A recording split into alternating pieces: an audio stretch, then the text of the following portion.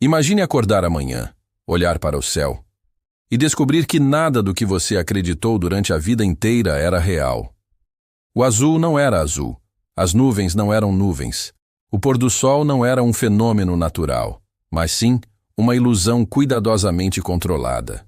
Parece roteiro de ficção científica, mas existem pessoas, cientistas, teóricos, engenheiros e até ex-militares que acreditam que o céu que nós vemos não é o céu verdadeiro, mas uma projeção, uma espécie de teto visual artificial criado para esconder algo que não deveríamos ver.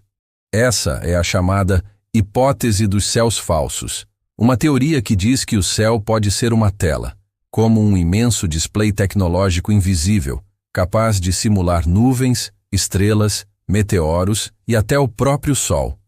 Antes de achar isso completamente absurdo, lembre-se, durante milhares de anos, a humanidade acreditou que o céu era uma cúpula sólida, uma espécie de domo físico que separava o mundo dos deuses e o mundo dos humanos. Depois, acreditamos que a Terra era o centro do universo. Depois, que tudo girava em torno do Sol.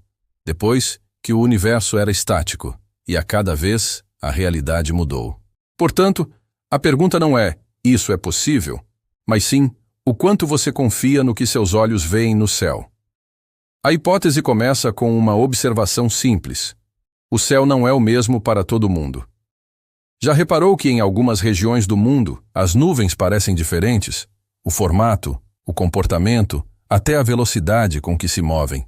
Há relatos de pilotos de aviação que juram que certas nuvens não obedecem ao vento, como se fossem independentes das correntes de ar. Outros dizem que já viram nuvens congeladas no mesmo lugar, imóveis, mesmo com tempestades ao redor. E não estamos falando de vídeos amadores, mas de relatórios oficiais de tripulações que precisaram justificar fenômenos que não conseguem explicar. Outro ponto levantado pelos defensores da hipótese dos céus falsos é o comportamento do Sol. Por que o Sol muda de tamanho e intensidade ao longo do ano, mesmo quando sua distância da Terra permanece praticamente a mesma? Por que em algumas regiões do planeta ele se move como se estivesse em uma trilha específica, quase como se fosse programado? E por que imagens de satélites mostram um brilho solar completamente diferente do que vemos do chão? Se você nunca percebeu isso, talvez seja porque nunca olhou com desconfiança. Mas há pessoas que fizeram isso e não gostaram do que encontraram. Um dos argumentos mais fortes vem de registros históricos. Há textos antigos, inclusive em civilizações que nunca tiveram contato entre si, que descrevem o céu abrindo, rasgando, sumindo ou trocando de cor do nada. Povos indígenas falam sobre o grande pano azul que um dia caiu. Civilizações antigas falam sobre o céu que se desfaz antes da renovação do mundo. Para muitos estudiosos, isso seria apenas metáfora. Para os teóricos da conspiração, é evidência. Evidência de que essa projeção já falhou antes e foi reparada. Mas a parte mais desconfortável dessa teoria é a pergunta: se o céu é projetado, quem está projetando? E por quê? Aqui surgem duas grandes explicações: a explicação humana e a explicação extra-humana. Na versão humana, o céu seria um experimento de engenharia atmosférica em escala global. Uma gigantesca tela sensorial para controlar o humor, o comportamento e a percepção da população. Afinal, o céu é um dos maiores influenciadores psicológicos da humanidade. Um dia nublado muda decisões políticas, reduz produtividade, altera humor, influencia compras, relacionamentos, fé. Não seria absurdo pensar que o controle visual do céu seria o maior experimento de engenharia emocional já feito. Mas a segunda explicação é mais perturbadora.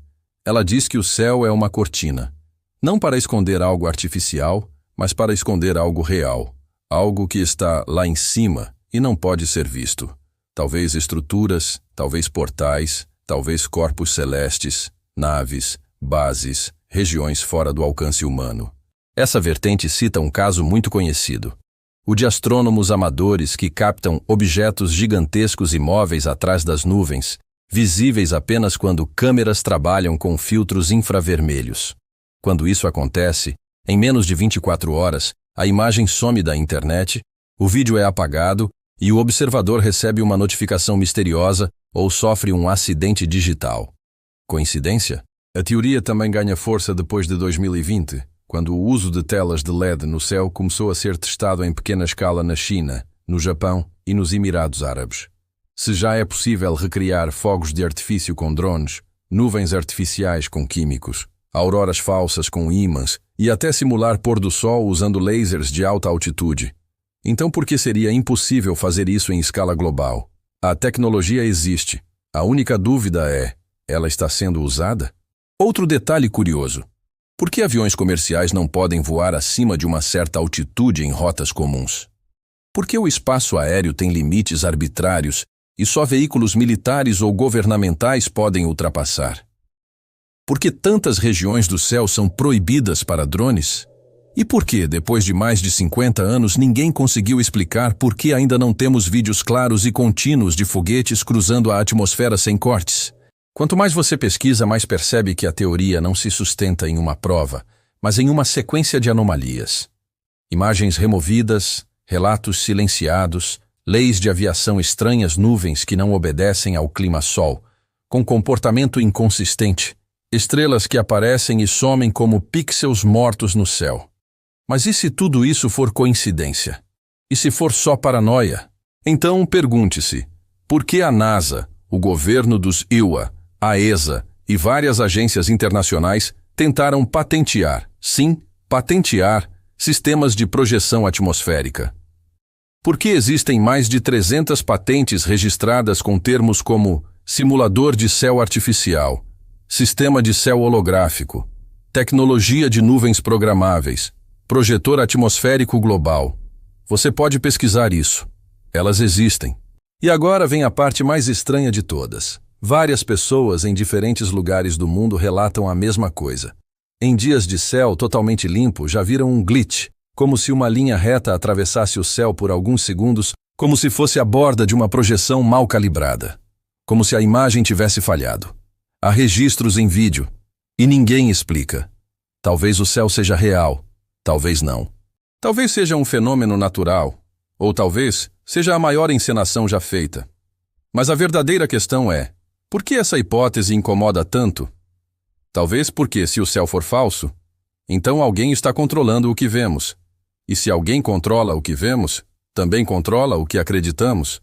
E se o maior truque da história não foi esconder a verdade debaixo da terra, mas acima de nós, onde ninguém suspeita, porque cresceu acreditando que o céu é a única coisa que nunca mente.